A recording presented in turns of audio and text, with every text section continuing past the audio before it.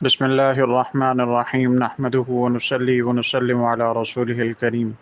بچوں کے والدین پر جو حقوق عائد ہوتے ہیں ان میں ایک اہم ترین حق یہ ہے کہ بچے کا اچھا نام رکھا جائے۔ بچوں کے اچھے نام اور بامعنی اور دلکش نام تجویز کرنے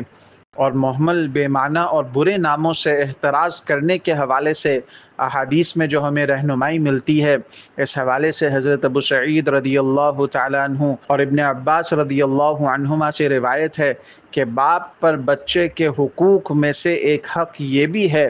کہ اس کا اچھا اور عمدہ نام رکھے اور اس کو حسن ادب سے آراستہ کرے۔ ایک حدیث میں جناب نبی کریم صلی اللہ علیہ وسلم نے اچھا نام باپ کی جانب سے پہلا اور بہترین تحفہ قرار دیتے ہوئے فرمایا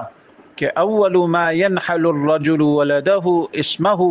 فليحسن اسمه، یعنی آدمی اپنے بچے کو سب سے پہلا تحفہ نام کا دیتا ہے، اس لیے بچے کا اچھا نام رکھنا چاہیے۔ اسی طرح ابو درداء رضی اللہ تعالیٰ عنہ سے روایت ہے کہ رسول اللہ صلی اللہ علیہ وسلم نے فرمایا انکم تدعون یوم القیامت باسمائکم واسماء آبائکم فاحسنوا اسماءکم، یعنی قیامت کے دن تم اپنے اور اپنے باپ کے ناموں سے پکارے جاؤ گے، لہٰذا اچھے نام رکھا کرو۔ ان احادیث سے معلوم ہوا کہ باپ پر بچے کا ایک بنیادی اور اہم حق یہ بھی ہے کہ اس کے لیے اچھے سے اچھا نام تجویز کرے، لہٰذا باپ کو چاہیے کہ بچے کے اس حق میں کوتاہی اور غفلت سے کام نہ لے۔ ان احادیث سے یہ بھی پتہ چلا کہ نوزائیدہ بچے کے لیے سب سے پہلا اور بہترین تحفہ جو باپ اسے دے سکتا ہے وہ اچھا نام ہے، لہٰذا خوب سے خوب تر تحفہ دینے کی کوشش کرے۔